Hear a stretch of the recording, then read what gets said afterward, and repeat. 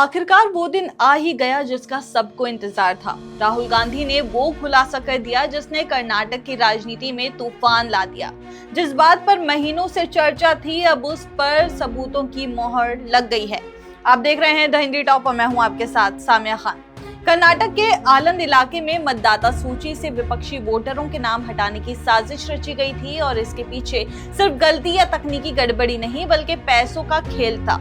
राहुल गांधी ने press conference में साफ कहा कि वोट चोरी एक संगठित साजिश के तहत हुई है और अब कर्नाटक पुलिस की एसआईटी यानी कि स्पेशल इन्वेस्टिगेशन टीम की जांच ने भी इसे सच साबित कर दिया है।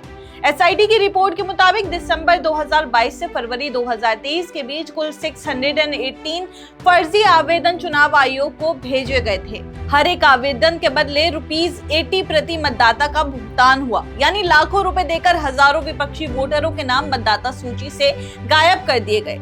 रिपोर्ट कहती है कि इस पूरी साजिश को कलबुर्गी जिले के एक डाटा सेंटर से अंजाम दिया गया, जहां से फर्जी आवेदन भरे गए और चुनाव आयोग की वेबसाइट पर अपलोड किए गए। जांच में पाया गया कि दिसंबर से फरवरी के बीच 4.8 लाख का लेन देन हुआ जो इन फर्जी गतिविधियों से जुड़ा था। इस पूरे मामले में मुख्य नाम उभरा मोहम्मद अशफाक का, जो उस डेटा सेंटर को संभालता था। एसआईटी की जांच में सामने आया कि अशफाक ने इंटरनेट कॉल्स के जरिए अपने सहयोगियों मोहम्मद अकरम, जुनैद असलम और नदीम से संपर्क किया था। जांच के दौरान जब पुलिस ने उससे पूछताछ की तो उसने खुद को बेगुनाह बताया, लेकिन फिर दुबई भाग गया। एसआईटी ने उसके लैपटॉप और फोन की जांच की, जिससे कई अहम सबूत मिले। उसी लैपटॉप से ये फर्जी आवेदन भरे गए थे। इसके बाद एसआईटी ने कलबुर्गी इलाके में छापेमारी की और कई लोगों के घरों से लैपटॉप, मोबाइल फोन और दस्तावेज जब्त किए। 17 अक्टूबर को एसआईटी ने इस मामले में बीजेपी नेता सुभाष गुट्टेदार के घर और उनके बेटों हर्षनंद संतोष और उनके चार्टर्ड अकाउंटेंट मल्लिकार्जुन महंत गोल के ठिकानों पर छापेमारी की।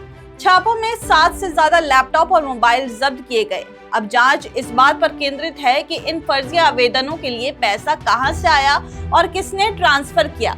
एसआईटी को जांच में पता चला कि वोटर लिस्ट में नाम हटाने के लिए 75 मोबाइल नंबरों का इस्तेमाल किया गया। ये नंबर असल में पोल्ट्री फार्म कर्मचारियों, पुलिस वालों के रिश्तेदारों और स्थानीय लोगों के नाम पर रजिस्टर्ड थे, यानी इनके नाम पर बिना जानकारी के चुनाव आयोग की वेबसाइट पर फर्जी आवेदन डाले गए। यहाँ तक कि जिन लोगों के नाम मतदाता सूची से हटाए गए उन्हें इसकी कोई खबर तक नहीं थी। बाद में जब इलाके के एक बूथ लेवल ऑफिसर यानी कि बीएलओ ने अपने रिश्तेदार का नाम हटता देखा, जबकि वो रिश्तेदार जिंदा था और उसी इलाके में रह रहा था, तब ये मामला खुला। फरवरी 2023 में बीएलओ की शिकायत पर जिला आयुक्त ने जांच के आदेश दिए। ग्राउंड लेवल वेरिफिकेशन में पाया गया कि 254 बूथों पर कुल 618 फर्जी आवेदन दाखिल किए गए थे। इनमें से सिर्फ 24 लोग ही ऐसे निकले जो इलाके में नहीं रहते थे, बाकी सारे आवेदन झूठे थे।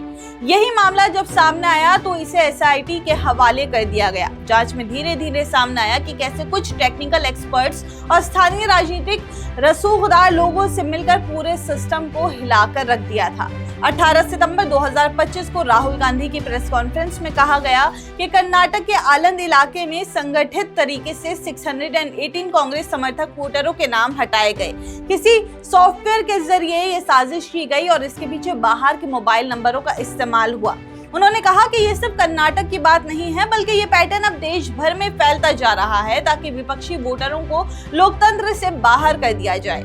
इस खुलासे के बाद कई चुनाव अधिकारी और स्थानीय कर्मचारी फरार बताए जा रहे हैं। कुछ लोगों से पूछताछ चल रही है, जबकि बाकी की तलाश की जा रही है। कर्नाटक पुलिस की एसआईटी अब पता लगाने में जुटी है कि ये काम चुनाव आयोग के सिस्टम एक्सेस के बिना कैसे संभव हुआ। राहुल गांधी ने इस मामले को उठाते हुए कहा कि चुनाव आयोग की नाक के नीचे इतनी बड़ी हेराफेरी हो गई और बीजेपी के नेता अब चुप हैं। जो नेता पहले चुनाव आयोग की रक्षा में उतर आते थे, वो अब कुछ नहीं बोल रहे हैं। कांग्रेस का कहना है कि अगर चुनाव आयोग की वेबसाइट पर फर्जी लॉगिन बनाकर वोटर लिस्ट में छेड़छाड़ की जा सकती है, तो फिर लोकतंत्र पर सबसे बड़ा खतरा मंडरा रहा है। एसआईटी अब ये पता लगाने में लगी है कि फर्जी आवेदन भरने वालों तक पैसा कहां से पहुंचा और कौन लोग इस फंडिंग में शामिल थे। साथ ही ये भी जांच की जा रही है कि क्या अन्य विधानसभा क्षेत्रों में भी यही साजिश चली है।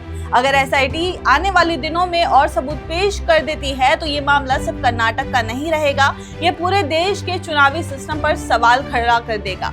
आपकी इस खबर पे जो भी राय है हमें कमेंट्स करके जरूर बताइए और ऐसे ही और जानकारी के लिए आप हमारे चैनल द हिंदी टॉप को सब्सक्राइब कर ले। इसके अलावा आप हमें एक्स, फेसबुक और इंस्टाग्राम पर भी फॉलो कर सकते हैं।